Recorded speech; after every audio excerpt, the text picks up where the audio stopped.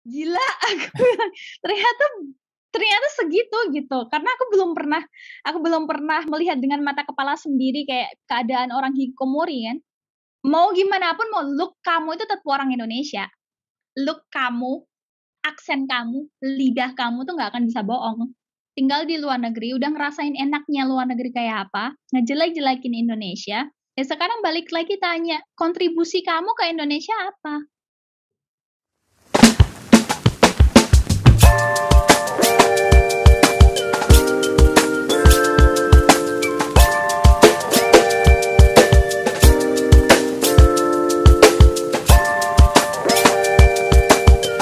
Halo semuanya, welcome back to podcast Payuda. Kita kembali lagi bertemu sama Mbak Idianya. Bukan kembali lagi sih, ini karena tag pulang, ada problem, terus episodenya kebelet. Akhirnya kita harus kembali berbicara dengan Mbak Idiana. Halo Mbak Ai. Halo Mas Tommy, atau aku panggilnya udah Tommy kali ya. Boleh. Thank you ya Boleh. udah mau tag ulang. Aku gak enak nih. Terima kasih sudah diundang lagi. Berasa dejavu ini. Oh ya, berasa dejavu ya. Jadi gimana Aman. winter sekarang? Winter, kebetulan di sini kan aku tinggal di Tsukuba, terus tinggalnya itu pas yang pinggiran Tsukuba, jadi jauh dari gunung dan lebih dekat ke laut. Jadi di sini winter itu serasa summer aja sih, karena anget gitu. Nggak ada dingin-dinginnya sama sekali. Padahal di Gifu tempat saya dulu, itu udah 3 hari saljuan loh. Berarti di situ nggak ada Sedih salju? rasanya. Iya. Winter berasa summer. Aku baru kali Winter denger. berasa summer karena anget. Ini kalau saya buka ini gordennya cerah sekali nih, panas. Oh jangan. Jadi gimana kesan pertama berjumpa dengan salju? Kesan pertama berjumpa dengan salju itu saya makan salju, Mas. Saya makan salju. Kenapa? Mau tahu rasanya salju apa? Kayak Apa? besi. Kayak besi. Aku nggak pernah menjilat besi loh. Iya. Coba nanti jilat-jilat gitu ya kalau ada besi gitu, jilat sedikit. Nah, itu rasa salju itu. Kasih air dikit, nah itu udah persis banget. Motivasi Mbak E ngejilat makan salju itu apa? Karena apa ya, kalau ngelihat doang gitu ya, oh salju, kalau penampilan salju itu pengen tahu kayak apa ya, kayak bunga es. Persis banget kayak bunga es yang ada di freezer kulkas di Indonesia. Jadi dulu kan kalau pas kecil ya, kita kecil biasanya suka ngambil bunga es itu nggak sih, dikerek gitu kan, terus dibentuk-bentuk gitu. Nah itu salju persis banget kayak gitu, teksturnya seperti itu gitu. Tapi kan rasanya kan beda, kalau bunga es kan kayak air aja gitu kan. Nah, tapi kalau salju ya itu, oh ternyata rasanya tuh nggak cuma air, ada kayak rasa besinya gitu. Aku kalau ngeliat salju, kan selama ini ngeliat di layar doang kan. Itu kayaknya salju tuh empuk gitu. Empuk sih memang Oh iya, bener ya? memang kayak bunga es itu beneran kayak bunga es. Dan kalau misalkan udah kayak salju itu tuh empuk tuh kalau misalkan baru awal-awal dia numpuk gitu, Mas. Jadi kayak range waktu kayak 12 jam setelah dia menumpuk. Nah, itu masih lembut. Nah, tapi kalau udah seharian gitu, udah 24 jam numpuk, itu dia jadi kayak es batu gitu. Jadi benar-benar kayak yang di kulkas gitu kan, ada bunga es yang jadi es batu gitu kan. Ya persis kayak gitu. Dan Terus licin kan, kadang-kadang bisa menyebabkan kecelakaan. Oke. Sebagai orang dari negara yang tropis gitu ya, ketika winter itu apa yang buat Mbak E terasa sangat berbeda selain salju, dingin? Ada kebiasaan yang berbeda nggak? Kebiasaan beda ini kali ya, makanan kali ya. Kalau summer kan kita lebih seneng makan yang kayak seger-seger gitu, yang dingin-dingin. Nah, kalau winter boro-boro makan yang dingin. Mau gosok gigi pakai air dingin aja udah nggak mau. Jadi kayak makannya tuh lebih ke sup-sup kayak gitu. Jadi tiap hari makan sup yang Yang anget-anget yang gitu. anget-anget. Kayaknya itu aja sih. Kalau kebiasaan yang lain kayaknya nggak ada deh. Kangen soto nggak? Oh, soto. Enggak, karena biasa buat soto. Biasa masak soto sendiri di sini. Kan kebetulan ada ini ya, sekarang ada bumbu saset ya. Boleh ada. sebut merek nggak sih? Oh jangan kita nggak dibayar di Oh sini. jangan, ya ada ini kan, ada bumbu saset itu kan. Jadi kalau pas lagi males bikin dari scratch, ya udahlah tinggal masukin bumbu saset udah selesai.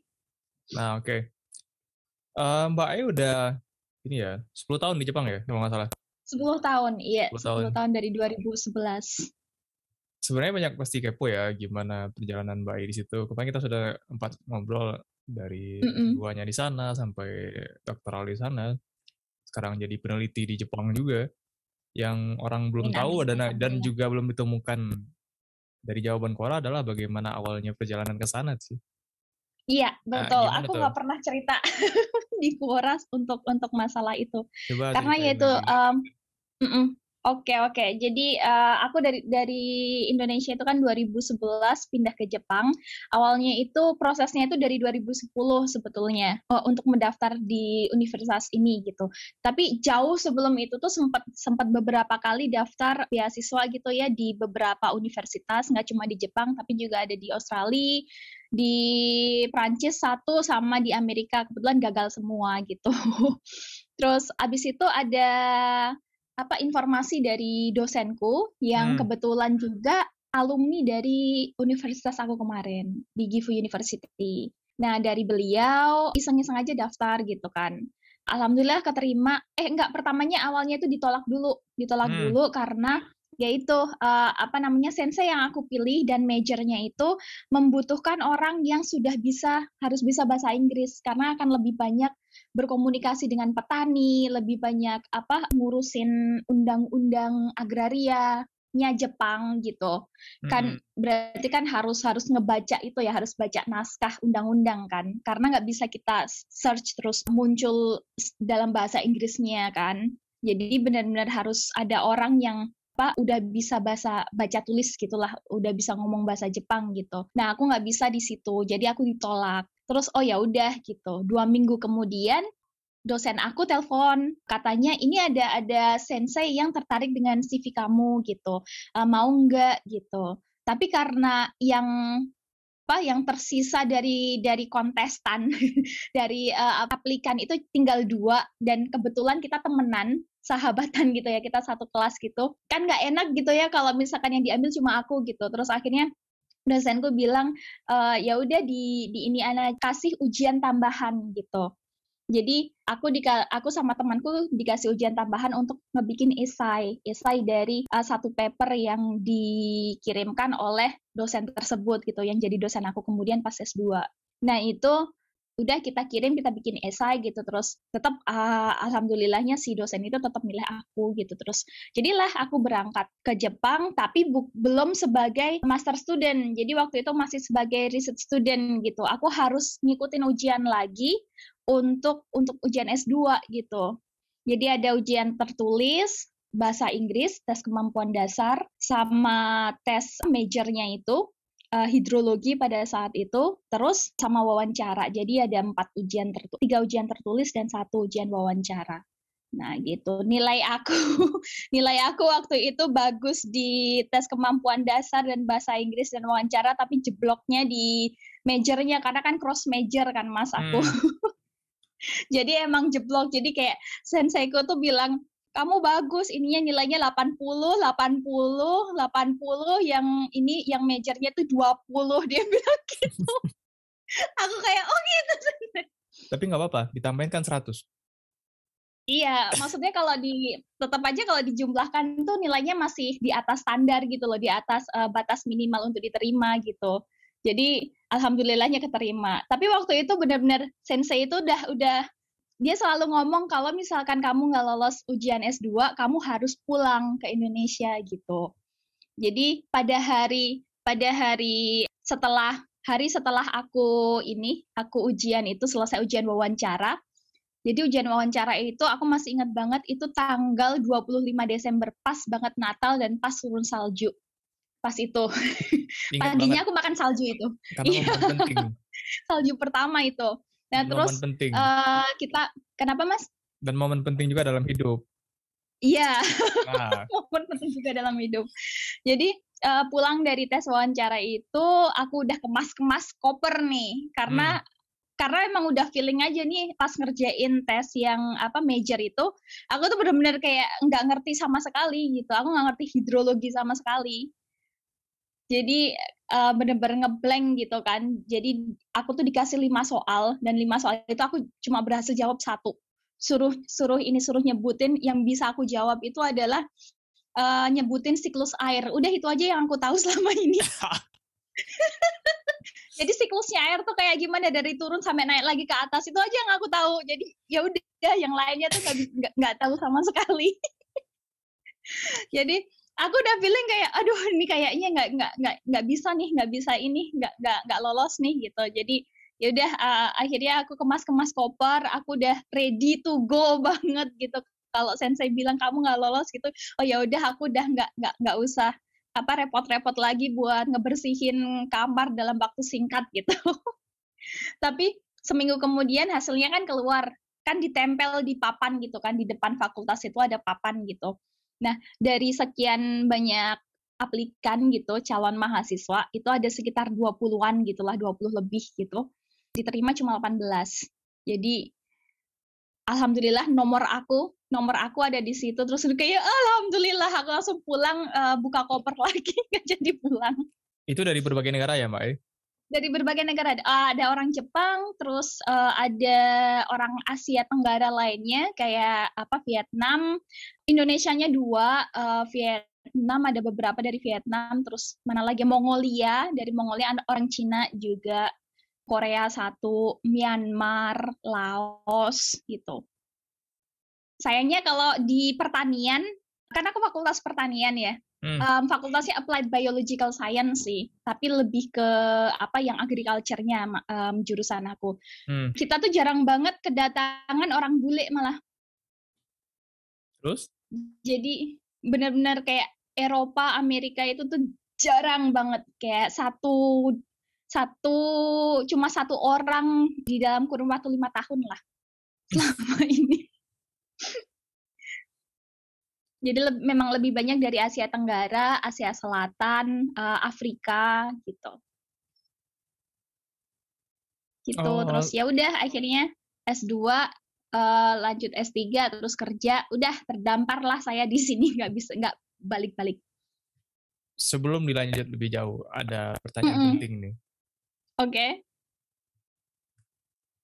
Mbak E kan udah apply ke berbagai negara juga kan? Buat lanjut ke S2. Yang jadi pertanyaan aku, apa yang membuat Mbak E akhirnya pengen lanjutin ke luar negeri gitu? Kan di era 2010-an bahkan sampai sekarang kan nggak banyak juga orang yang berani punya mimpi kayak gitu.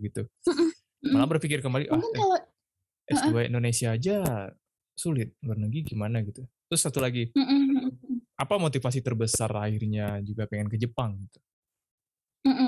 Oke, jadi motivasi dulu kali ya Mas.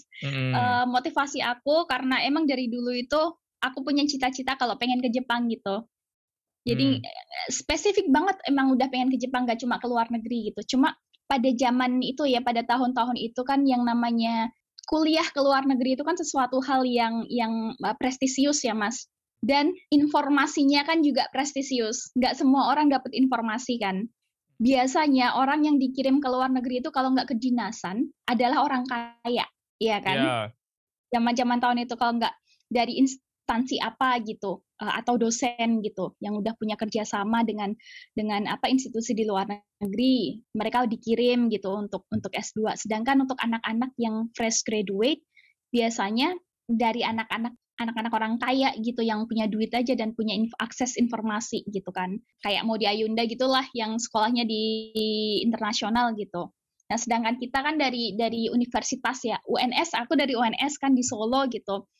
Akses dan informasi itu terbatas gitu. Jadi kalau misalkan kita ketik googling, itu pun juga masih dikit banget informasi tentang beasiswa kan di tahun itu gitu. Jadi informasi-informasi itu aku dapat cuma dari bekal dari ini, selebaran atau informasi yang dipasang di kampus gitu, nggak cuma di fakultas aku tapi ada fakultas lain gitu. Jadi, tapi tetap aja kayak pengetahuan soal soal beasiswa itu tuh masih terbatas banget. Makanya kan banyak ditolaknya gitu karena aku juga nggak tahu kan awal-awal bikin research plan kayak apa gitu dalam bahasa Inggris gitu. Terus letter of motivation tuh kayak apa, aku juga nggak tahu gitu. Jadi learning by doing aja pada saat itu, Mas. Terus kenapa ke luar negeri gitu ya? Kenapa pengen ke luar negeri gitu? Karena ya itu karena aku pengen banget bisa ke Jepang gitu. Tapi pas ngelihat searching lowongan dari Jepang itu tuh adanya kayak waktu itu kayak cuma di kedutaan gitu, dari kedutaan yang max itu, dan syaratnya pada saat itu masih mengharuskan harus bisa bahasa Jepang, sedangkan aku zero bahasa Jepang nih, aku cuma bisa ngandelin bahasa Inggris. Jadi kebetulan pas ada informasi kayak waktu itu di Australia gitu-gitu, itu nggak ada persyaratan bahasa lain, yang penting bahasa Inggris gitu. Ya udah aku coba apply gitu dengan kemampuan yang seadanya gitu. Dan dulu kan juga belum ada LPDP dan beasiswa lainnya dari dalam negeri kan. Jadi apa namanya, persaingannya itu ketat banget gitu. Ya udahlah, coba-coba aja sih Mas, intinya pada saat itu nggak ada spesifik kenapa gitu, karena cuma aku pengen ke luar negeri, aku pengen ke Jepang gitu, nggak ada Jepang nggak bisa, ya udahlah ke luar negeri kemana gitu, karena pengen ngelihat dunia gitu, itu aja sih. Ada kan As simple as that, tapi cukup ambisius juga ternyata. Itu ambisius loh. Iya, aku baru sadar juga itu cukup ambisius juga. Ada kan dia mungkin mengejar sebagai politisi, pengennya dia sesuatu misalnya kan. Kalau Mbak E kan emang udahlah pengen keluar negeri. Gitu. Cuma pengen keluar negeri ya, cuma pengen lihat gitu aja. Karena kalau Jepang gitu ya, spesifik dari ke Jepang gitu. Karena dulu kan seneng banget ya dari kecil itu emang udah seneng sama Jepang gitu, udah jadi wibu sejati. Apanya yang cowoknya ganteng lah ya, komik-komiknya inilah gitu. Kalau cowok Jepang kayaknya beda sama cowok Korea ya. Oh beda banget. Cowok Jepang itu buat saya ya, mohon maaf nih buat pecinta Korea, sebenarnya aku takut. Walau cowok Jepang itu lebih natural. Aku harus komen nggak ya? Dandanannya gitu maksudnya. Aku harus komen nggak? Nggak, ya itu preferensi aja. Karena saya juga, mohon maaf ya, saya juga kenal beberapa teman dari Korea gitu, baik yang cowok baik yang cewek, itu terasa bedanya gitu loh Mas. Maksudnya bedanya yang operasi dengan yang tidak operasi itu terasa sekali. Oh, terlalu spesifik nih bahasnya. Tapi itu jadi salah satu pengalaman yang unik juga. Aku tidak ngomongin soal mereka baik atau enggak gitu ya. Maksudnya sifat mereka semua baik-baik gitu. Cuma dari look aja sih. Dari look itu memang terasa beda. Itu dari look. Dari etik gimana? Dari apa? Dari etik, dari manner-nya gimana? Kalau manner aku bisa bilang itu tergantung pribadi masing-masing. Enggak general ya? Ada yang baik, ada yang wawasannya terbuka, ada yang kayak di gosip-gosip itu ya ngejelek-jelekin Jepang dan lain sebagainya gitu. Itu juga ada gitu. Kadang-kadang aku sering kesel sendiri, terus pernah suatu kali dengan teman saya tersebut gitu, karena dia saking mengeluhnya Jepang gini gitu. Aku bilang, "Ya kamu ngapain? Udah tahu kamu gak suka Jepang, kenapa ke Jepang?" Aku ngomong itu di depan muka dia. Nah dia kicep, nggak bisa ngomong. Bener. Lah iya kan, kalau kamu nggak suka sama Jepang, ngapain kamu kuliah di Jepang? Beasiswa lagi dari pemerintah Jepang lagi, ngapain? Apa mungkin karena dia inferior kompleks, inferiority kompleks? Maybe. Bisa jadi kan ya? Bisa jadi. Tapi yang baik-baik banyak kok. Yang mereka benar-benar suka dengan kebudayaan Jepang gitu juga banyak. Kalau masalah kebiasaan dan kebudayaan dari kita Indonesia, pas Mbak E ke Jepang, apa yang terasa begitu berbeda gitu? Disiplin oke, orang udah pada tahu kan disiplin Jepang gimana. Tapi Mbak E sempat kesulitan nggak sama disiplin di Jepang gitu?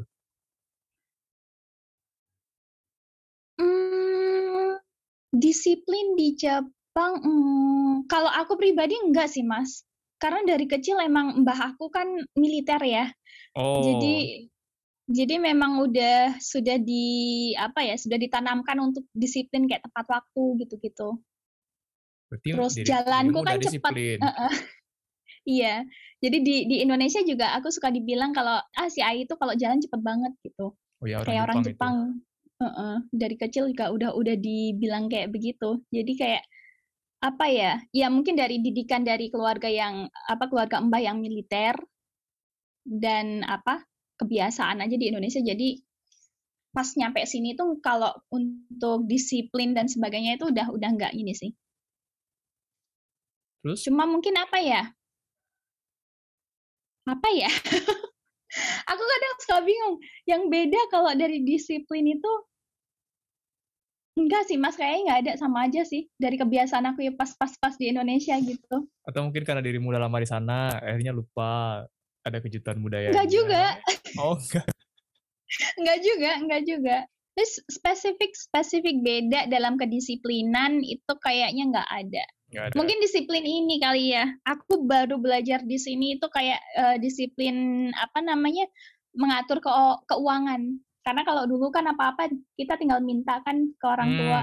Nah kalau di sini karena hidup sendiri, terus orang tua juga udah nggak ngebantu lagi gitu kan. Jadi aku harus benar-benar pinter-pinter ngelola keuangan aku yang sedikit itu. Nah, kembali ke akademik.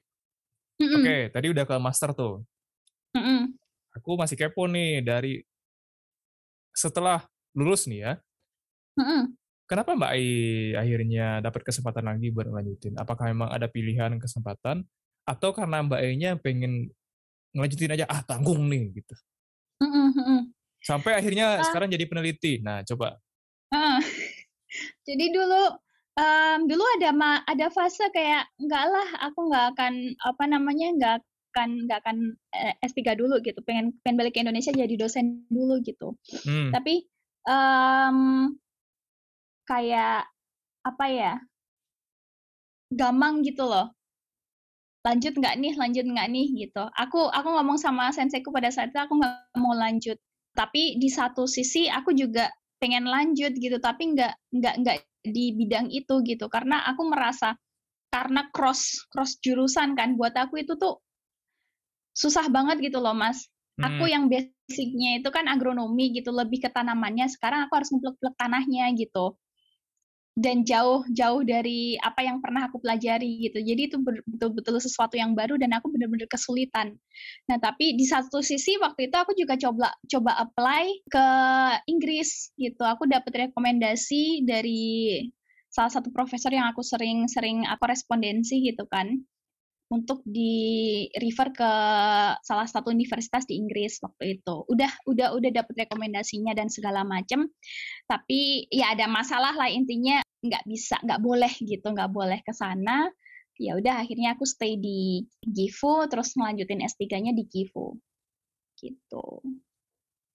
Jadi kayak oh ya udahlah gitu. Aduh, aku kalau mau ngobrolin ini agak emosional gitu loh Mas. Aku prefer untuk tidak bercerita tentang masalah itu di publik gitu. Nanti kita off the record aja ceritanya. Tapi udah karena akan menyinggung beberapa pihak gitu loh. Ada banyak pihak yang mungkin akan tersinggung dengan cerita aku gitu. Ya sudah, kita lanjut aja nih. Kebagian menjadi peneliti. Itu apa akhirnya yang membuat Mbak Ai menjadi peneliti di sana? Kenapa nggak pulang gitu? Duitnya. Oh, duitnya. Nggak, sebenarnya kalau jadi peneliti sendiri ini tuh aku freelance sih Mas. Jadi status aku tuh dikontrak secara resmi oleh universitas, tetapi aku tidak ada keharusan atau tidak ada tanggungan untuk nge-lab gitu. Karena aku nggak digaji gitu loh. Jadi sesuka aku mau ngapain sesuka aku gitu. Tapi aku setidaknya harus harus nulis satu paper gitu, harus paper review. Jadi kayak gagasan tertulis gitu. Itu itu yang berapa lama lagi aku kerjain. Papernya? Selama 1 tahun ini. 1 tahun. Minimal ada 1 paper gitu. Itu yang lagi aku kerjain sekarang. Males sih. Ya Allah. Itu udah Desember loh. Iya. Iya. Berarti harus tutup buku kan? Mungkin karena nggak dibayar ya. Mungkin kalau ada duitnya itu langsung Bagus. Tapi sebenarnya keadaan aku kayak gini tuh kan banyak ya yang memanfaatkan dalam tanda kutip, karena pertama kan kita legal dalam arti kita dikontrak legal, kita punya status legal gitu loh, yang bisa mungkin kita sebar ke orang-orang, oh aku peneliti gitu.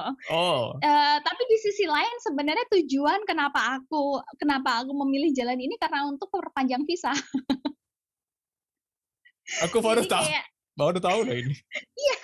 Iya, beneran. Banyak banget yang memanfaatkan ini. Mereka rela nggak digaji asal mereka punya status dan punya visa gitu. Kan kita bisa manfaatin situasi ini selama 1 tahun ini buat ngelamar kerja gitu. Kadang-kadang kan orang nggak sempat ngelamar kerja, apalagi kalau yang S3 gitu ya. S3 tahun terakhir.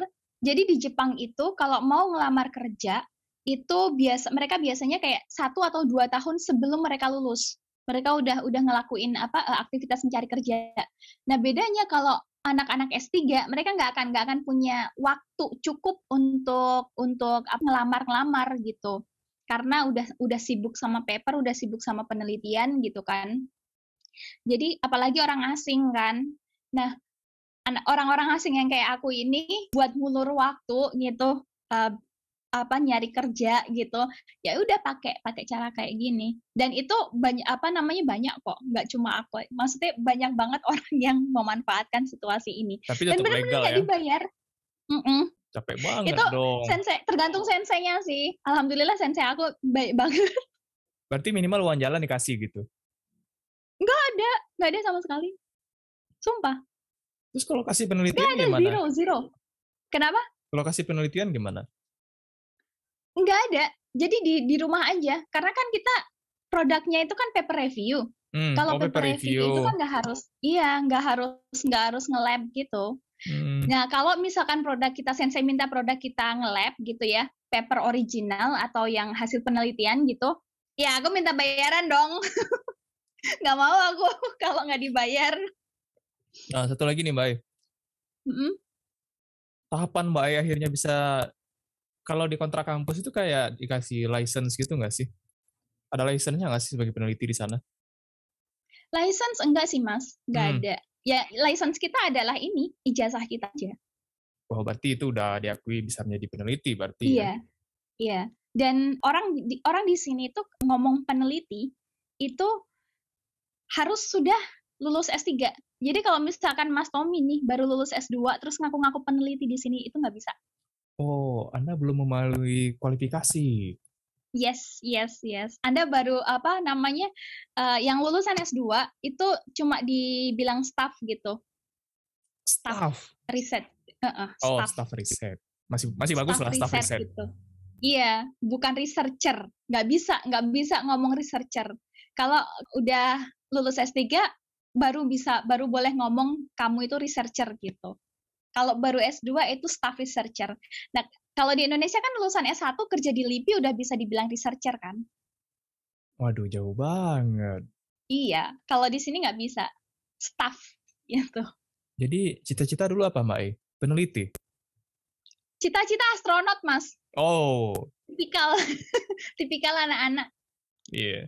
Tapi nggak bisa, karena di Indonesia kan nggak ada jurusan astronomi kan. Nggak apa-apa, belum ada lah waktu nanam itu. Jagung aja di bulan. Kenapa? Apa? Nanam jagung aja di bulan. Nggak bisa. Tanahnya beda.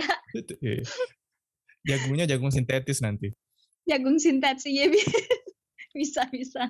Iya karena dulu seneng banget bintang-bintang gitu ya. Terus bapak kan punya kayak ensiklopedia gitu. Ya, salah satu ensiklopedianya itu tentang benda-benda langit gitu. Jadi kayak meteor apa. Jadi aku umur aku 8 tahun aku udah ngerti supernova.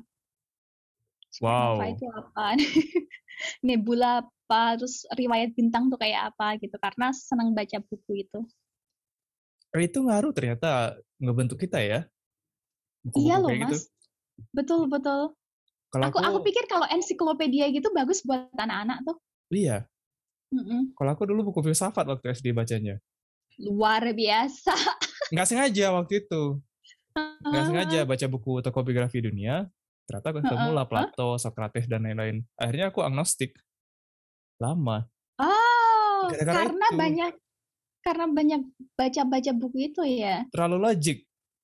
Iya, iya, betul, betul, Tapi betul. bagus sebenarnya. Kita aja yang waktu itu mungkin salah ini kan. Salah bacaan kali ya. Salah jalan gitu ya, karena masih kecil juga kan, Iya, belum belum belum tahu. ngerti. Terus dialog nggak Heeh, bisa kan? heeh. Oh ya, itu menarik. Bapakku tuh sebenarnya ada buku ini, ada buku filsafat banyak juga, Mas. Ah, Tapi aku nggak pernah nyentuh. Jadi aku tuh anaknya suka gambar gitu loh. Bukan suka gambar, suka sama kalau ngebaca gambar. Kan visual kalau literasi. ensiklopedia kan banyak gambar kan. Jadi lebih ke visual literasi berarti. Iya, jadi Hmm. makanya aku selain ensiklopedia, aku juga sukanya komik. Komik Novel mah nggak Jepang. suka. Komik Jepang. Apa zaman itu? Jepang sama superhero dulu. Sama komik Amerika yang Casper and Wendy sama Captain America waktu itu. Komik Jepang apa waktu itu yang dibaca? Komik Jepang, eh komik pertama aku Dragon Ball. Oh, seru banget ya. Seru, seru, seru Dragon Ball. Terus zaman itu kayak Sailor Moon, Hmm. komik-komik cewek-cewek itulah, kisah misteri, kisah romantis gitu-gitu. Terus waktu SMP itu mulai ada Conan kan. Hmm. Terus Conan gitu. Habis Conan apa Shinchan. Sampai sekarang masih suka bacain Shinchan. Aku punya koleksinya. Bahas-bahas komik ini nggak baik. Aku ingat jadi Mm-mm. apa ya kebiasaan anak-anak muda Jepang yang terbilang agak-agak khawatir sama kesehatan mental gitu kan. Yang apa namanya? Mm-mm. Yang dia hikikomori ya, yang kunci diri di kamar dan lain-lain. Hikikomori, iya, Iya, iya. itu memang beneran jadi masalah sosial ya di sana. Hmm, masalah sosial mungkin iya ya, Mas. Hmm. Karena apa ya? Ya aku sendiri pernah hikikomori ya, Mas, selama 1 minggu pas 1 minggu. ngerjain tesis. Oh, Ngerjain tesis. Maksud aku ada orang-orang yang memang hikikomori sampai bertahun-tahun. Dan itu banyak banyak banget gitu. Jadi ini pengalaman aku dari rumah aku ke tempat aku ngajar, kan biasanya aku nyepeda kan. hmm. Nah, ada satu rumah yang bukan satu rumah ya, dia kayak apartemen gitulah, apartemen 2 lantai gitu. Ada cuma 2 doang, jadi pintu 1, rumah 1, sama rumah satunya gitu. Nah, rumah yang sebelah kiri itu tuh hampir-hampir kayak nggak pernah ada orang gitu. Tapi yang sebelah kanan aku tahu kalau ada aktivitas orang di situ, di sebelah situ gitu. Suatu hari pas aku lagi jalan kaki karena waktu itu masih saljuan gitu kan, jadi masih licin-licinnya, jadi aku jalan kaki kan dari rumah ke tempat aku ngajar. Nah, aku ngelihat itu tuh rumah yang sebelah kiri itu kebuka gitu. Nah, dia kebuka dan tahu nggak Mas, dalamnya itu apa? Hmm. Tumpukan sampah. Tumpukan sampah. Di Itu tuh komik-komik kan sampai kita banyak ngeliat bener-bener. gitu. Iya, iya, dan itu tuh bener-bener dari atas gitu loh. Kayak jadi rumah itu tuh dibuka terus kita ngelihat cuma ada jalan kecil terus ada tangga gitu, naik ke tangga. Samping sebelah sini sebelah-sebelahnya itu tuh plastik-plastik sampah. Dan itu tuh ada truk ngangkut ngebersihin itu. Itu orang hikikomori itu kayak gitu tuh. Apa Jadi perasaan Mbak Ayun benar-benar ketika ngeliat itu? gila, aku bilang, ternyata segitu gitu. Karena aku belum pernah melihat dengan mata kepala sendiri kayak keadaan orang hikikomori kan.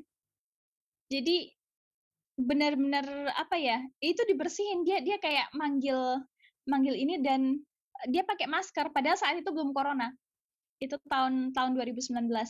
Masih pra-corona. Itu pakai masker. Dia nggak mau kelihatan mukanya gitu. Jadi petugas sampahnya itu tuh kayak ngebersihin rumah dia gitu, ngangkut-ngangkutin sampah. Itu sampahnya tuh ya ampun sampai tinggi gitu loh. Kalau Itu menurut Mbak ini ya, orang yang pendatang mm, ke Jepang dan tinggal sudah 1 dekade mm, juga kan. 1 dekade loh mm. ini tinggal di sana. Ya Allah iya ya. Apa yang Tahun ya membuat Allah. ini bisa terjadi gitu? Banyak Mas. Ini juga sering banget dibahas sama teman-teman baik orang Jepang ataupun orang asing ya. Jadi kayak kalau di Korea kan ada cancel culture, ya kan? Mm-mm. Nah, kalau di sini itu mungkin semacam itu, tapi lebih ke diri sendiri gitu. Jadi kayak misalkan aku gagal ujian, misalkan aku gagal ujian masuk gitu, aku merasa malu sama teman-teman aku, dan aku nggak mau ketemu orang lagi. Jadi aku di rumah aja ngunci pintu dalam kamar gitu. Jadi aku keluar paling kalau cuma mau ngambil makanan, aku makan di dalam rumah. Habis itu taruh lagi di luar, nanti ibu aku yang ngeberesin gitu. Itu biasanya kalau orang-orang yang depresi, yang merasa dirinya ditolak, merasa dirinya gagal gitu. Jadi kayak apa ya? Istilahnya kayak orang gagal yang nggak bisa bangkit gitu. Eh, apakah karena society menganggap mereka begitu? Apa Ada yang ada ya? society yang menganggap mereka begitu, ada yang mereka merasa sendiri gitu. Dibully misalkan. Jepang kan juga termasuk tinggi ya tingkat pembuliannya ya. Hmm, Jadi mungkin itu salah satu ya, yang terbesar juga apa namanya yang menyebabkan orang jadi hikikomori. Tapi ada juga yang dia menganggap dirinya sendiri gagal gitu. Itu juga ada. berarti orang Jepang Kayak kasihan orang cukup tuanya sih. ya cukup keras sama diri sendiri berarti. Iya, iya. Orang-orang Jepang aku akuin ke diri sendiri tuh keras banget. Nggak apa ya? Mereka itu sukanya push their limit terlalu terlalu jauh gitu. Jadi kadang-kadang juga nggak masuk akal gitu loh. Kayak kalau kita ya orang Indonesia, ya udahlah cuma kayak gitu aja ngapain sih dipikirin gitu kan. Udah ayo bangkit gitu. Tapi sayangnya kalau di Jepang itu nggak ada orang yang nge-push kita untuk udahlah gitu. Jadi Kalau mereka bahasa kayak apa ya? bahasa sekarang orang Indonesia kan santuy. Iya, iya orang sini nggak bisa santuy. Nggak bisa. Bercanda Kalau bisa udah kan? punya satu itu iya. Kayak Bercanda apa? bisa kan? Bercanda bisa, bercanda bisa. Tapi aku nggak pernah ngerti candaannya orang Jepang. Kenapa? Nggak tahu ya, aneh aja gitu. Misalnya. Beda lah, cara bercandanya tuh agak-agak beda gitu. Aku juga nggak bisa menjelaskan gimana gimananya Mas. Cuma ketika aku ngobrol ngumpul dengan teman-teman gitu ya di klub gitu. Kita ada klub namanya Ryugakusei Love gitu kan. Klubnya itu isinya orang-orang Jepang sama orang-orang asing gitu. Jadi orang-orang Jepangnya itu yang kayak mereka yang pengen mempelajari kebudayaan asing gitu. Hmm. Kadang-kadang kalau kita ngumpul sama bule-bule gitu ya, kita masih relate lah. Candaan kita tuh masih bisa, kita masih bisa nangkep gitu. Mereka juga masih bisa nangkep candaan kita gitu. Tapi kalau udah sama orang Jepang tuh kadang-kadang ada lag, ada ada gap gitu loh. Jadi beda aja gitu. Cara mereka bercanda dengan cara kita bercanda itu beda. Mana ya? Aku bingung juga kalau suruh ini nyontohin. Berarti kalau mereka ketawa, Mbak Ai ikutan ketawa. Ya ketawa kayak yang gitu nggak ngerti itu apa. Paham, maksudnya mereka ngomong apa artinya paham, tapi aku nggak tahu apakah itu lucu apa enggak gitu. Lucunya di Tapi mana mereka gitu ya? ketawa, oh berarti itu lucu buat mereka ya, aku harus ketawa, masa aku nggak ketawa gitu. Ya aku harus respect ini lucu buat mereka gitu. Iya, iya, jadinya tuh kayak gitu. Jadi kayak ya aneh aja gitu. Sedangkan kita kalau sama sama orang-orang ini, orang-orang bule, ya kita masih bisa relate gitu. Sampai sekarang berarti. Sampai sekarang, sampai sekarang. Cuma ada ya maksudnya nggak semua ya Mas. Ada beberapa hal yang maksudnya candaan mereka yang bisa aku tangkep dan aku benar-benar ketawa lepas karena paham dengan candaan itu juga ada gitu. Cuma most of that aku nggak ngerti. Mungkin aku kurang nonton TV kali ya. Oh iya. Karena kebanyakan kan kayak di TV itu kan kayak orang kuis-kuis atau talk show gitu-gitu kan mereka bercandaannya kayak gitu-gitu. Sedangkan aku nggak pernah nonton TV jadi aku nggak tahu tipe candaan mereka kayak apa gitu. Aku nggak punya TV di Jepang ini selama 10 tahun.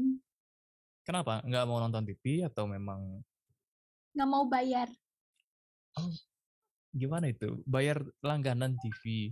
langganan. Jadi tiap bulan itu ada mas-mas NHK Nagih. yang nagih gitu.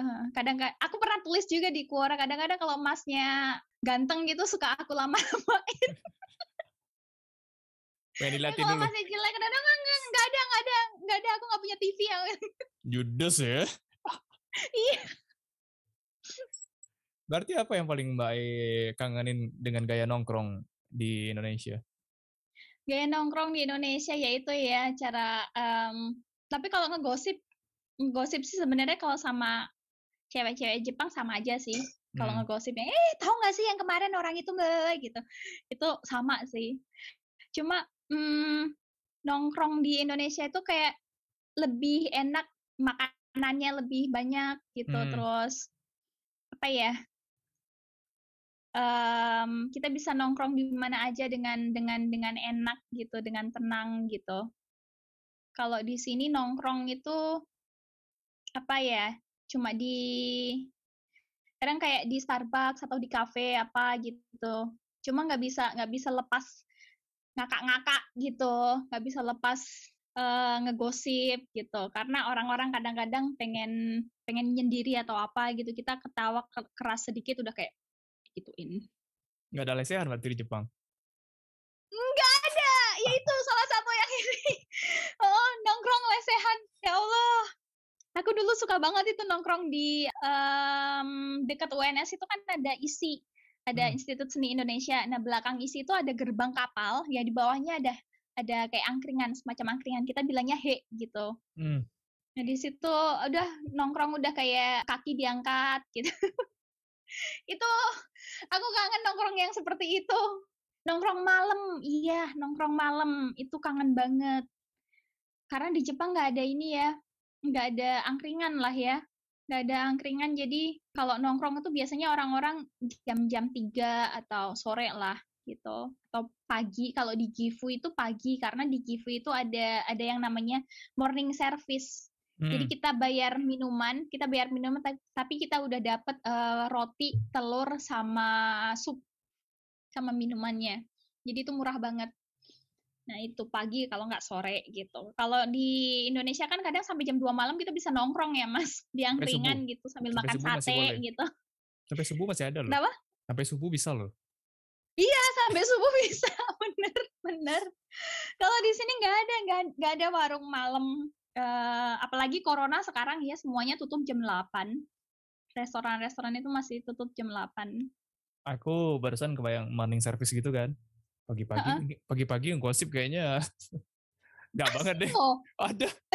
Asik. Tapi ya, dulu itu kita jadi aku temen aku, terus ada satu temen aku dari Rusia, satu temen aku dari Jepang, satu temen aku dari Ghana. Kita berempat itu suka banget morning service tiap hari Rabu. Jadi tiap hari Rabu pagi jam 9 itu kita ke kafe, kita beli kopi atau cappuccino atau cafe latte gitu. Kita dapat morning service gitu. Udah sambil ngobrol sampai jam 11 siang gitu. Jadi 2 jam di situ terus baru kita ngampus. Gosip dulu. Iya. Aduh, kangen juga itu. Bune ternyata suka gosip ya. Iyalah, gosip itu sebuah kebutuhan. Cuma kadang-kadang kalau gosip itu nggak harus ngomongin orang yang jelek-jelek ya. Kadang iya kan, kadang cuma cerita cerita kita kayak seminggu kemarin kita ngapain aja kayak gitu. Terus paling kalau nggak kayak ngomongin orang itu lebih ke kayak misalkan tahu nggak Mas Tommy ini abis publish paper nih, kita belum ya. Kadang kayak gitu. Kalau Apple Stock gitu ya. Itu tetap orang sini gosip positif ya. Gosip positif, tapi kalau sesama orang Indonesia, Oh, oke, gimana itu? Ya isi itu orang Jepang, jorok banget gini-gini ya. Tapi lega ya. Kalau sama orang Indonesia, tapi kalau sama orang, kenapa? Lega abis itu. Lega. karena ada orang yang berpikiran sama kan. Terus gejolak batinnya udah tertahan gitu. Iya. Kayak kalau sesama orang Indonesia biasanya gosipin orang asing, ya kayak si A si B gitu. kekocakan mereka gitu. Kadang-kadang ya itulah kalau winter gitu ya, problemnya itu bau. Kan orang jarang mandi. Dan biasa orang dari negara tirai bambu itu yang jadi keluhan sama orang-orang ini, orang-orang kita gitu. Karena orang kita walaupun musim dinginnya tetap mandi kan, setidaknya Karena, sehari sekali lah. oh iya, air Tapi hangat. kalau mereka gitu, iya pakai air hangat. Kalau orang-orang bule-bule tirai bambu, orang Jepang pun itu kan mandian 3 hari sekali kan. Jadi kadang kalau masuk gitu, itu bau gitu. Nah, kalau musim panas beda lagi. Kalau musim panas yang jadi keluhan orang-orang dari Asia Selatan. Kenapa itu? Karena baunya bau kare. Berasa banget. Kenapa? Berasa banget. Iya, terasa banget. Udah dari jarak 3 meter ke depan. Baru lewat sampai 3 meter ke depan itu masih tahan nafas. Ini nggak ditulis Quora kayaknya nih. Enggak. Tapi aku tulis di blog sih, pernah. Kalau ya kayaknya. Aku pernah baca tuh Red Monji kok ya. Iya. Terus aku baru tahu kan. Sampai ternyata nama Mbak Ai Diana Apsari ya. Diana Hapsari, iya. Iya. Ini nama panggilan. Terus, tapi aku paling aneh gitu loh Mas, kalau dipanggil Diana itu dari kecil itu kayak aneh aja gitu.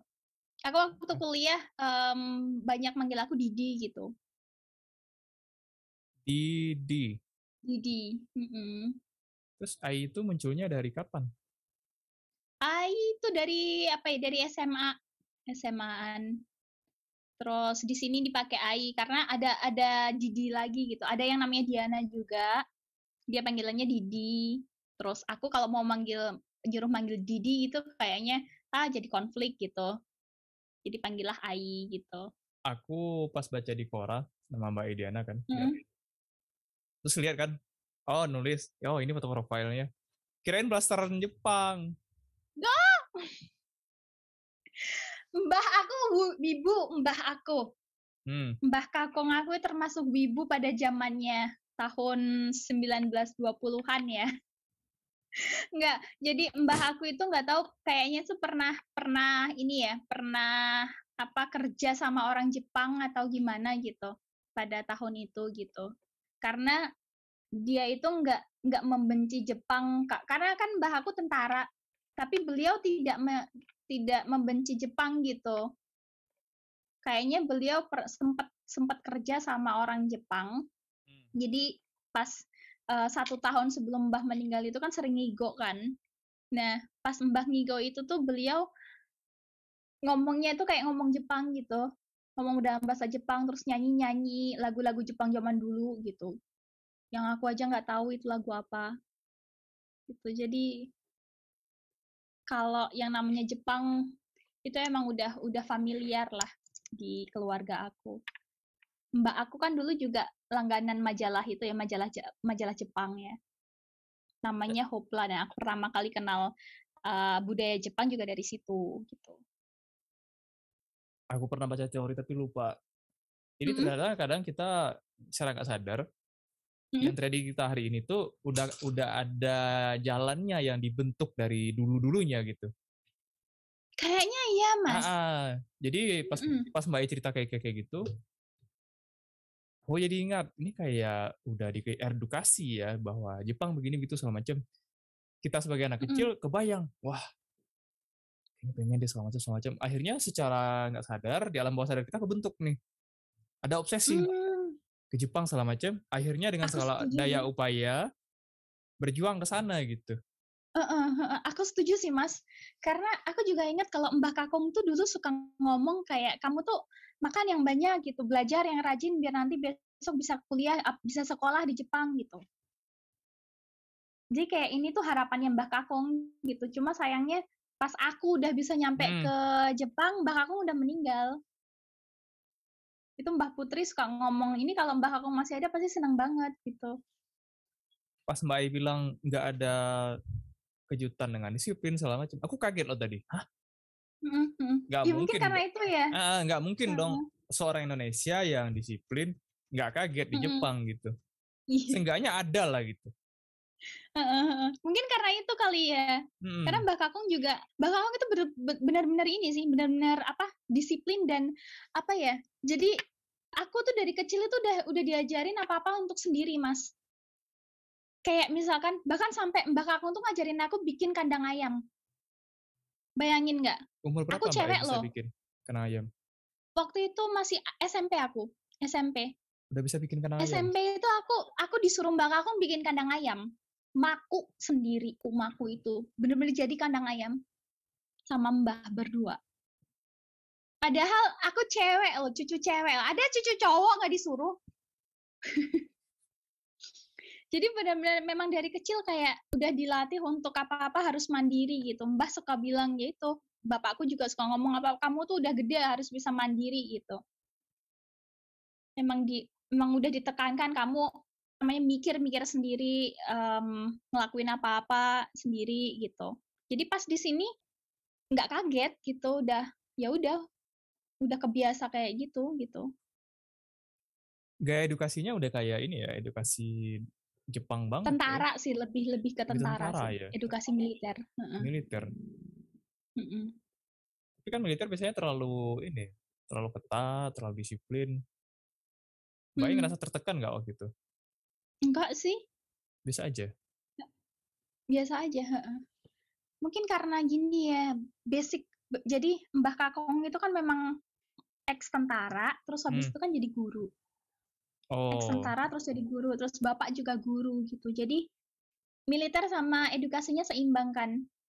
Jadi itu sih mungkin. Mm-mm. nah gimana pengalaman Mbak pas jadi guru di Jepang juga?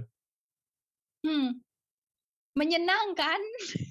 Berapa lama? Karena aku ngajar TK, Mas. Aku ngajar Hmm. TK sama SD, SMP ada. Tapi aku cuma punya satu kelas yang untuk kelas SMP-nya cuma satu kelas. Jadi kebanyakan SD anak kelas 1 sampai kelas 4 sampai sama anak TK.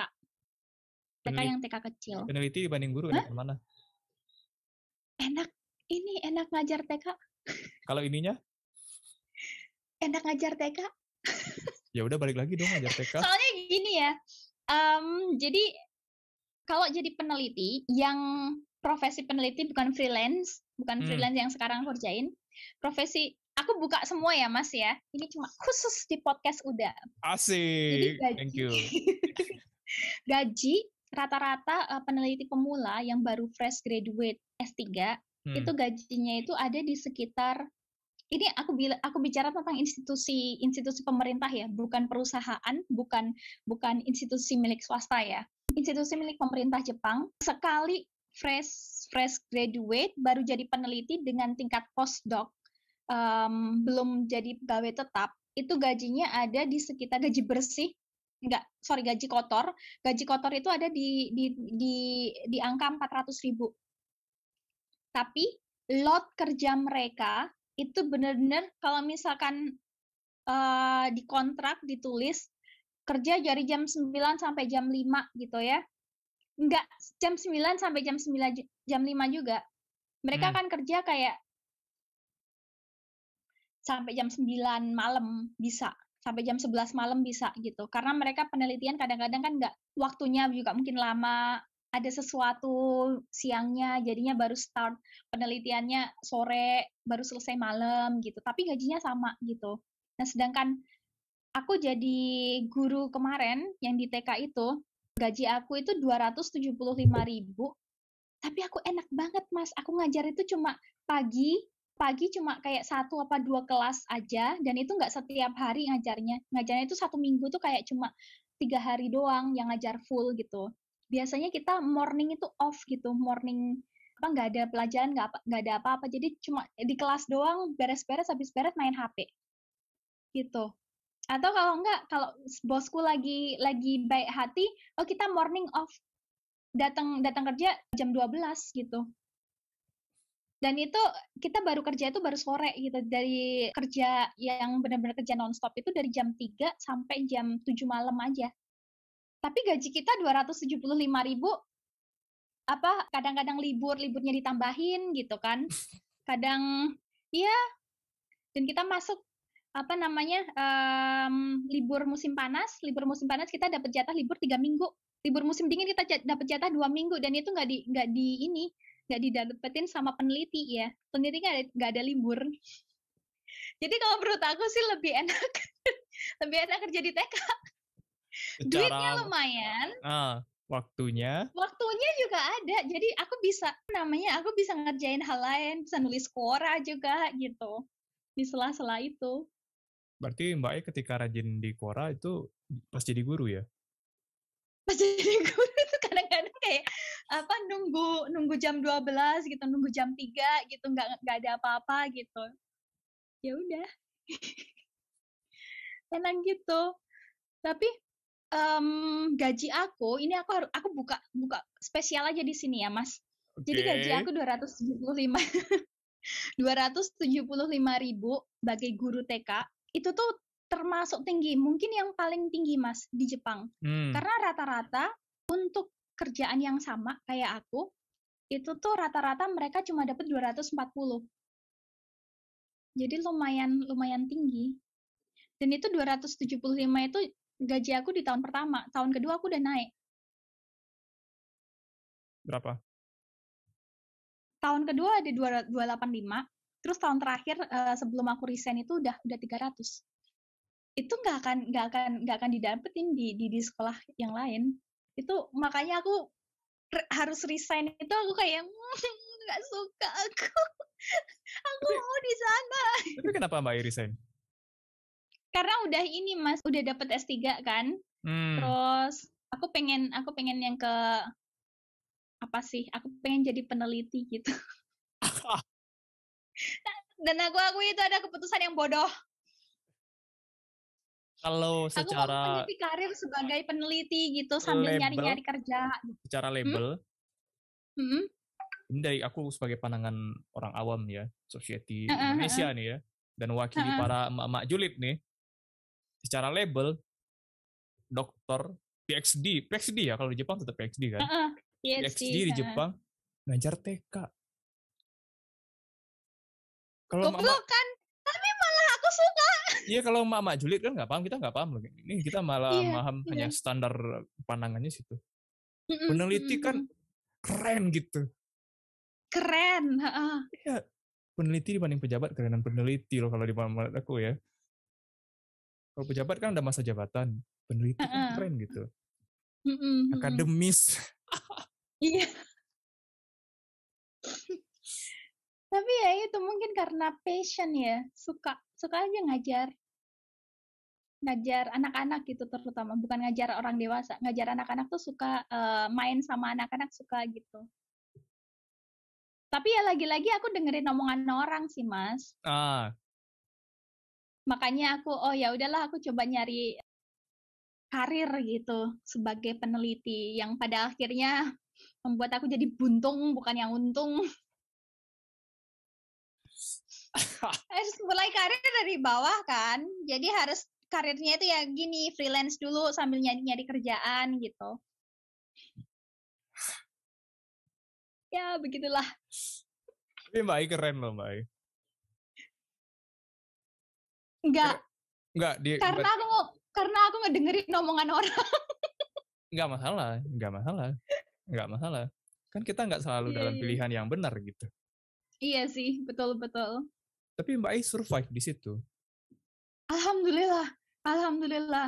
Mbak I perempuan dengan loh. Semua drama-drama. Ya sempat ada drama juga ya, drama gede gitu. Pastilah drama kayak gitu pasti ada lah. Pasti ada lah itu Mbak. Mbak I di sana sendirian. Sendirian apa sama keluarga? Sendiri. Aku 10 tahun ini sendiri, Mas. Jadi kayak apa ya? Drama aku tuh bukan drama yang putus cinta. Itu enggak.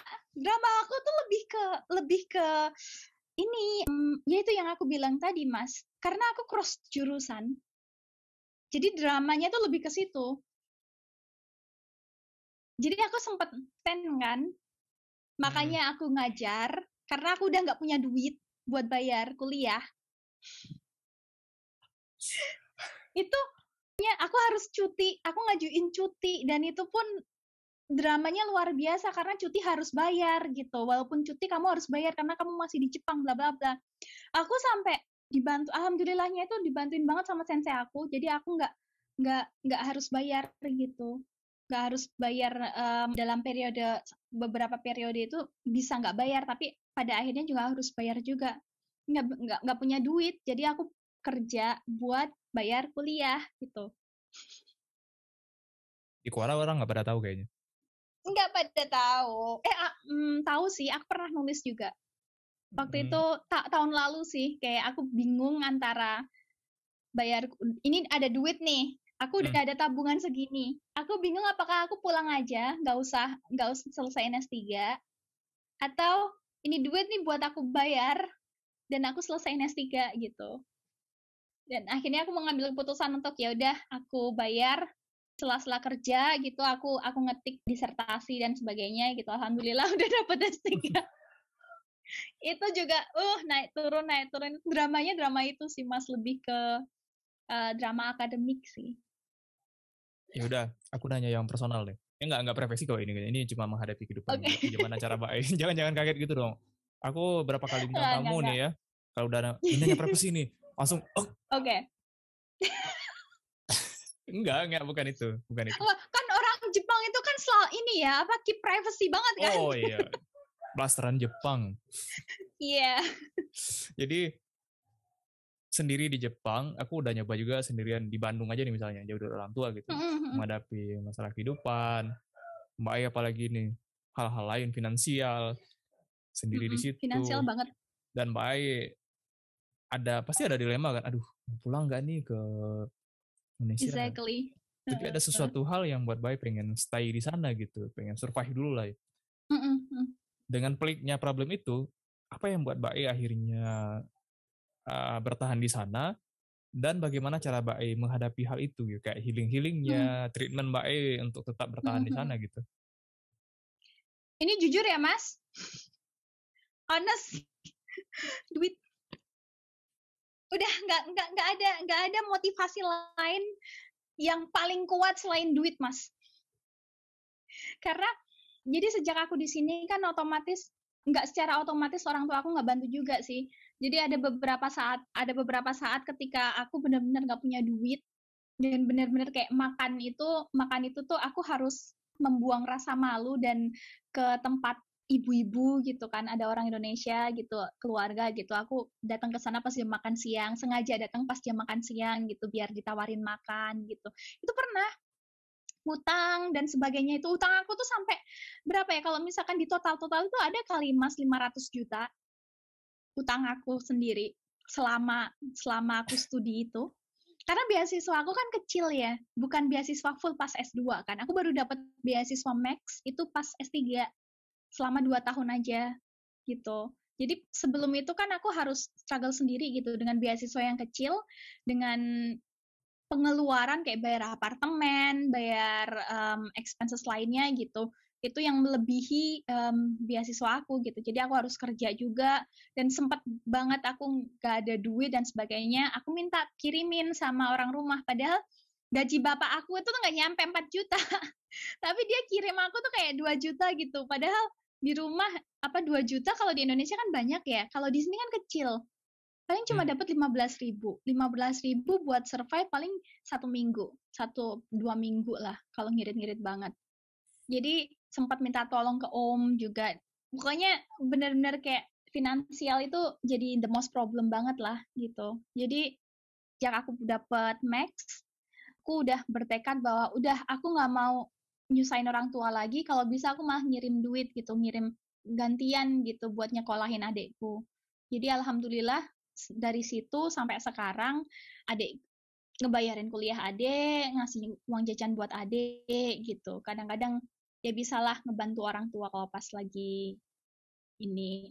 Ya itu sih motivasi aku, itu yang buat aku bertahan harus di sini adalah uang. Terus ketika seperti Mr. Crab, uang. Dalam pastilah dalam itu tuh ketika sendirian gitu kan sumpek banget nih ya. Orang di sana bercandanya begitu gitu. Yeah. ngobrol sama Kadang ada bule. masalah sama orang Indonesia juga gitu. Iya, ngobrol sama bule cuma Dibully bisa orang Indonesia juga gitu. sama Iya, bule iya. bisanya cuma ngobrol kayak gitu doang. Mm-mm, Kalau mm-mm. buat aku ngomong kayak gitu doang tuh aku nggak puas loh. Aduh, paper nih. Ya, aduh, Iya sih Mas, aduh. iya. Obrol apaan sih ini gitu. Nah, Jadi healing aku adalah pada saat aku masih di titik terbawah ya Mas, waktu itu apa aku nggak bisa lulus tepat waktu, duit aku, tabungan aku cuma ada sekian untuk biaya extend, adik aku pada saat itu mulai yang kecil udah mulai masuk kuliah gitu kan. Jadi ada problematik seperti itu, aku sempat kepikiran bunuh diri juga waktu itu, oh masalah seriusan. sama sensei dan sebagainya. Serius, serius Mas, serius. Karena semua masalah itu ini sih jadi satu gitu. Plus waktu itu ditinggal nikah sama mantan pacar juga. Jadi benar-benar kayak semua load banget gitu. Nah, untungnya pada saat itu aku terus kemudian gabung di radio PPI Jepang. Oh ya, Mbak Ai pernah jadi radio, aku pernah baca. Iya, iya. Jadi di radio itu aku ketemu banyak orang. Awalnya kan jadi penyiar, terus abis itu masuk ke manajemen. Nah, pas di manajemen itu buat aku jadi healing karena aku ketemu banyak orang, komunikasi dengan banyak orang Indonesia yang kebetulan satu visi, mereka punya problematika yang mirip-mirip sama aku juga, kayak punya masalah dengan senseinya, bla bla bla, apa penelitiannya nggak jalan dengan baik, gitu-gitu, gitu kan. Jadi kita saling bertukar pikiran, saling menguatkan. Mungkin dari situ jadi healing sendiri gitu. Aku jadi merasa aku nggak sendirian gitu. Dan waktu itu juga sempat ada kasus ya, aku luar biasa viral. Aku nggak tahu. Nggak tahu ya Mas. Jadi kalau tahun-tahun 2016 itu ada satu kritik dari PPI Jepang tentang dubes gitu ya. Ada surat yang luar biasa viral dan agak kasar. Nah itu setengah dari isi surat itu yang nulis aku. Jadi aku sempat dibully sama orang-orang Indonesia yang di kota aku sendiri karena mereka semua pro dengan Itu di masa-masa itu. ditit nanti ya.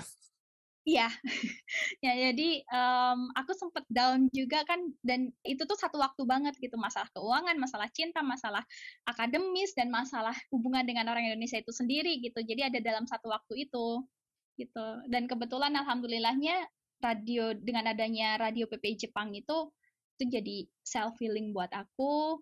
Terus ketemu banyak orang, oh ternyata mereka satu pemikiran nih sama aku, oh ternyata mereka mendukung aku nih gitu. Jadi aku dari situ udah belajar kayak ternyata aku nggak sendirian gitu, ternyata banyak orang yang mendukung aku, ternyata banyak orang yang mereka care sama aku gitu, walaupun nggak di kota Gifu gitu. Aku sempat ada dalam masa aku nggak mau di Gifu, aku nggak mau tinggal di Gifu karena orang-orangnya gitu. Oh, Ya untungnya udah mereka kan datang dan pergi. Nah, anak-anak baru ini wah luar biasa. Itu peneri mereka juga yang salah satu yang menyemangati. kayak apa namanya, penerimaan publik waktu itu berarti ya. Iya, iya, penerimaan publik. Berapa lama? Jadi kasus itu sendiri kayak masa itu kan 2016. Hmm. Jadi masa itu 2016, aku baru bisa bangkit itu 2018. Lumayan lama. Lumayan lama. Aku lumayan lama, lumayan apa? Kayak ada trust issue juga, aku nggak bisa percaya sama orang lain gitu. Dan 2018 itu kayak titik balik dari, jadi penghuni lama di Gifu banyak yang pulang, penghuni baru banyak yang datang. Nah kebanyakan penghuni baru itu orangnya nice gitu, orang yang nggak pedulian, orang yang nggak judging gitu. Belum terkontaminasi. Belum terkontaminasi, dan ada pula yang memang tidak suka dengan yang sudah ada di situ gitu. Oh. Jadi mereka, oh si ini mah dari dulu emang kayak gini gitu. Jadi kayak mereka tuh kayak kemudian merangkul aku gitu. Ayo kak, ayo kak, kita pergi gini-gini. Nah aku merasa lebih semangatnya itu di situ. Jadi titik balik aku memang 2018. Berat banget ya Mbak Ai. Aku nggak nyangka loh.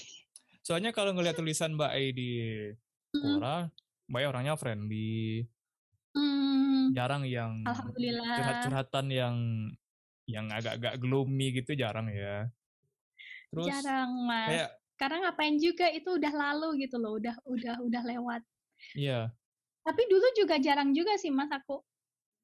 Karena sempet trauma ya, Mas. Jadi aku pernah alay juga hampir semua orang di mungkin. Facebook gitu.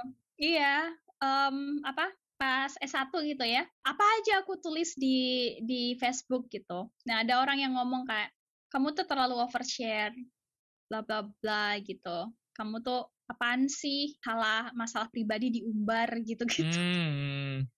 Aku pernah ada di masa itu gitu. Oh, Jadi pernah ya? pernah. Aku pikir semua orang pernah deh, Mas. Maksudnya cewek ya. Aku juga pernah loh. Aku pikir semua orang pernah. Jadi semenjak ada trust issue itu aku jadi oke lah, aku sekarang mau membatasi apa yang harus aku share dan apa yang nggak aku share gitu. Share di belakang oke gitu, kayak misalkan gak usah di up di publik gitu, kita cerita-cerita aja berdua gitu. Dan apa ya, itu lumayan takes time ya, Mas, untuk menyadari bahwa overshare itu tidak baik. Oh ya, kalau trust issue ini kan Mbak Ai pernah Mm, ngalamin nggak sih? Terlalu mm, defense, terlalu defense ketemu orang, terlalu mm. sensitif ketika orang mencoba mematahkan argumen. Pernah nggak ngalami kayak gitu? Pernah, Mas, pernah banget, pernah banget, Perih pernah nggak? banget. Perih nggak sih waktu itu ketika argumennya dibantahkan sama orang lain? Sakit. Aku tuh kayak apa ya? em, aku merasa jadi orang yang paling teraniaya gitu loh. Hmm. Ketika ada orang lain, itu mah nggak seberapa gitu, nggak bisa. Kamu tuh nggak tahu, nggak ada di posisi aku gitu. Gue paling korban di sini. Iya, iya, aku paling korban di sini gitu. Tapi kalau sekarang ngomong, ketika ada temen yang curhat dan masalah gitu, dia masih dalam stage yang aku merasa yang paling jadi korban gitu. Aku sekarang udah bisa ngomong, itu mah nggak seberapa, aku dulu lebih parah gitu. Terus aku kadang suka mikir, aku dulu digituin juga sama orang gitu. Jadi pelajaran sendiri. Jadi kayak misalkan sekarang ada temen nih, misalkan Mas Tommy curhat gitu. Sekarang Mas Tommy lagi ngerasa jadi korban gitu. Sekarang aku nggak mau ngomong, kamu tuh masih oke, masih mending gitu. Aku dulu lebih parah, gak bla. Aku nggak mau ngomong kayak gitu. Karena aku tahu banget rasanya digituin dulu. Pasti nggak enak. Iya. Dalam keadaan kita masih sakit-sakitnya gitu. Jadi paling aku cuma ngomong, ya udah kamu sabar, nanti apa yang bisa kamu lakuin, misalkan kamu coba gini gini gini gini gitu. Nanti bisa nggak, kalau misalnya nggak bisa kita putar otak lagi gitu. Kalau aku biasanya sekarang kayak gitu ke temen. Kalau disuruh sabar aja nggak cukup loh. Iya, bener-bener. Karena konsep sabar itu yang dipahami dengan cara orang beragama kan tahan, tahan Ah, gitu. iya. Kalau aku tuh sabar itu bukan berarti tidak berusaha sih, Mas. Mm-mm. Karena ajaran bapak aku juga, yang namanya sabar dan bersyukur itu bukan berarti tidak berusaha. Hmm. Jadi kita boleh sabar tapi kita tetap usaha, tetap jalan gitu. Kalau misalkan gagal ya udah, sabarnya itu oh ya udah ini gagal nih, ya udah kita coba lagi yang lain gitu. Jadi sabar dalam melakukan sesuatu gitu. Jangan gerusah-gerusuh. Gerusah-gerusuh itu apa ya? Terburu-buru. Ya. Wah, ini Padahal ya. aku akui sendiri, aku tuh orangnya terburu-buru banget. Aku baru dapet pelajarannya bapakku itu baru apa ya, 5 tahunan terakhir inilah. Mulai menyadari. Mulai menyadari bahwa omongannya bapakku benar. Gitu. Intinya tuh ini loh. Iya, ya oh kayak gini ya, yang namanya sabar itu tuh seperti ini gitu. Berarti Mbak udah 10 tahun di Jepang, studinya sampai kerja segala macam, nilai-nilai yang diajarkan dari kecil masih dijaga di sana ya. Alhamdulillah masih, Mas. Kalau maksudnya ajaran-ajaran dari orang tua gitu. Karena dari pengalaman aku ada kenalan yang kuliah di Hmm. sana, yang stay ke luar Hmm. negeri. Mereka malah mulai kayak terlalu skeptis ke negaranya sendiri loh. Ah, banyak. banyak gitu. Udah tahu enaknya kan. Di luar negeri lebih enak daripada di negeri sendiri kan. Katanya nggak mau pulang, nggak mau kerja. Disepelein Kalau malah aku sih Indonesia. ngejelek-jelekin Indonesia gitu ya, kayak Hmm, mbak-mbak yang LPDP kemarin itu ya. ini ditit gak sih? Enggak juga nggak apa-apa kalau ini mah. Semua orang Oh, juga udah tahu. aku nggak tahu. Ya, jangan Oh ya, pura-pura iya. nggak tahu gitu, Mas. Tahu. Iya. Pura-pura nggak tahu tapi mancing nanti gitu. Iya. Kalau aku ya, Mas, apa ya? Kita sebagai orang Indonesia tinggal di luar negeri, bukan berarti kita harus menjadi orang negara itu gitu. Mau gimana pun, mau look kamu itu tetap orang Indonesia. Look kamu, aksen kamu, lidah kamu tuh nggak akan bisa bohong. Iya nggak? Iya kan? Aku mau udah 10 tahun, 20 tahun di sini, mata belok, ada ininya, kulit hitam gitu. Nggak mungkin kamu dibilang orang Jepang, nggak mungkin. Jadi kalau menurut aku, buat aku itu, yang namanya NKRI itu harus harga mati. Mau sejelek-jeleknya Indonesia, iya.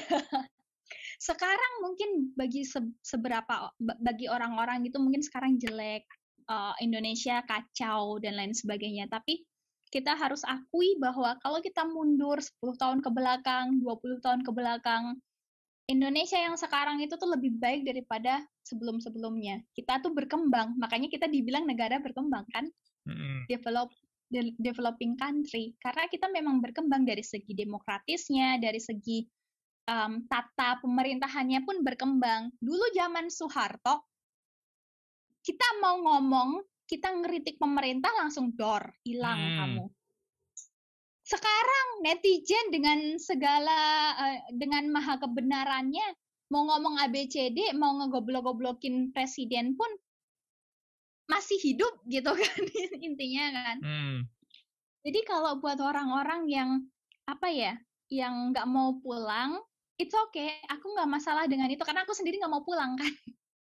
Belum mau pulang. Aku sebelum adik aku lulus dua-duanya, adik aku udah mapan, punya pekerjaan sendiri, aku mungkin nggak akan pulang, Mas. Karena aku harus ngebiayain gitu. Tapi berkarya itu kan nggak harus dalam negeri kan. Kita pun di sini, aku pun di Jepang itu juga representatif negara aku gitu. Orang kalau nanya, kamu dari mana? Aku nggak mungkin jawab aku dari Zimbabwe kan. Secara look aja beda sama orang Zimbabwe kan. Ya aku jujur lah, paspor aku paspor hijau gitu. Aku dari Indonesia gitu. Orang kenal aku sebagai orang Indonesia di Jepang. Segala tingkah laku aku itu bakalan ngaruhnya ke negara. Aku jelek, yang jelek Indonesia. Bukan cuma aku. Kalau di sini ya, Mas. Jadi kalau misalkan aku ada masalah, aku jelek, nama aku jelek gitu. Orang dalam pikiran orang, oh orang Indonesia tuh kayak gini. Bukan, oh si Ai kayak gini aja. Enggak. Oh orang Indonesia itu kayak gini. Jadi apapun kita, apapun tingkah laku kita itu tuh ngaruh kepada nama negara kita. Aku rasa itu di semua negara ya, semua negara juga kayak gitu. Kalau kita ke luar negeri, kita membawa nama Indonesia, sadar apa nggak sadar. Nah, kalau misalkan ada orang tinggal di luar negeri, udah ngerasain enaknya luar negeri kayak apa, ngejelek-jelekin Indonesia, ya sekarang balik lagi tanya, kontribusi kamu ke Indonesia apa? Iya kan? Kamu udah ngasih apa sama negara kamu? Apalagi kalau misalkan dia dibayarin sama duitnya pemerintah, beasiswa dari pemerintah. Tahu diri dong. Iya, tahu diri dong. Itu duit dari pajak loh, pajaknya bapak aku loh. Bapak aku yang gajinya cuma sedikit itu dipotong pajak mulu itu loh, nggak rela aku. Gitu. Mungkin kalau misalkan ya beasiswanya dari pemerintah negara tersebut nggak bisa dibenarkan, tapi ya bisa dimengerti lah. Oh, aku kuliah di sini aja nggak dibiayain pemerintah kok gitu. Ya mungkin oke lah bisa dimengerti. Tapi kalau yang aku nggak habis pikir itu kenapa orang dapat beasiswa dari Indonesia ngejelek-jelekin Indonesia, lalu makan pakai apa? Mungkin ngerasa lebih baik. Iya, tetap aja kalau kita sekolah, kita kuliah di negara yang berkembang, negara yang maju, ya tetap aja bakal ngerasa lebih baik dari Indonesia. Nggak akan enggak. Kecuali kalau kita kuliahnya di Zimbabwe misalkan. Pasti kita mau pulang. Atau kita kuliahnya di Syria yang tiap hari ada peperangan. Ya kita pasti mau pulang. NKRI harga mati gitu.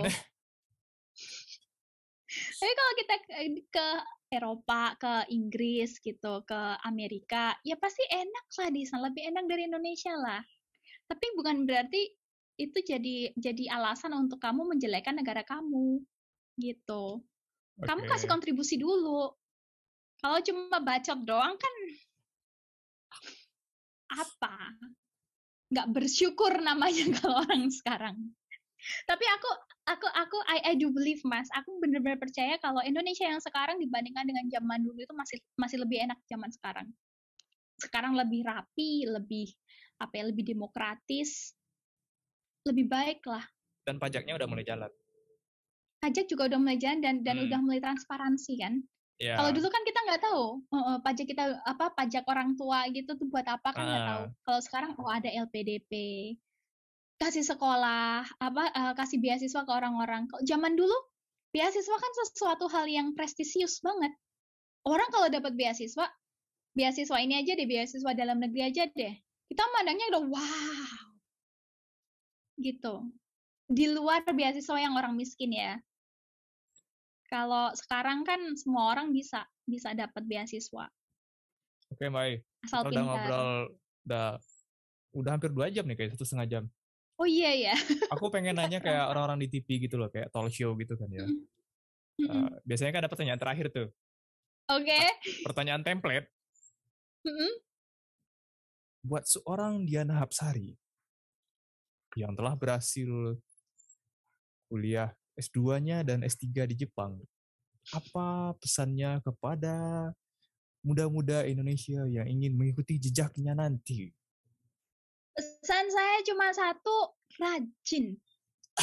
Rajin beribadah, rajin berdoa, rajin belajar, rajin nyari info, sama rajin bangkit kalau misalkan gagal itu. Karena aku banyak sekali menemui adik-adik yang dia punya cita-cita tinggi, tapi effortnya kurang. Mereka pengennya instan gitu. Harus rajin dong, rajin effort juga. Karena apa? Kalau cita-cita kamu segini, effort kamu cuma segini, ya nggak akan nyampe. Ya kan? Anak-anak muda sekarang itu banyak sekali yang pengennya apa-apa serba instan. Serba kepengen terkenal, serba kepengen dibilang hebat, tapi mereka lupa bahwa untuk jadi hebat, untuk jadi terkenal itu tuh ada proses. Benar. Mereka lupa kalau proses itu tuh nggak gampang. Mereka lupa kalau proses itu tuh harus bertahap gitu.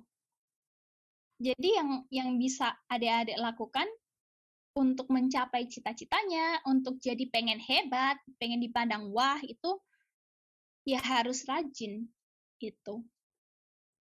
Pesan aku buat adik-adik. Thank you, Mbak. Menginspirasi sekali ya. Sama-sama, Mas. Dan aku tambahin kutipan dari Mbak Ai atau Diana Hapsari adalah NKRI harga mati. NKRI harga mati, lo jangan. Asik. Jangan sampai ngedenger lagi ada adik-adik baru 1 tahun atau baru 1 bulan dapat beasiswa negara, kuliah di luar negeri, terus ngejelek-jelekin Indonesia, ngebanding-bandingin itu nggak bener, itu nggak wise sama sekali, itu nggak keren. Udah puas, Mbak? Udah. Oh, udah. Terima kasih ya. Udah.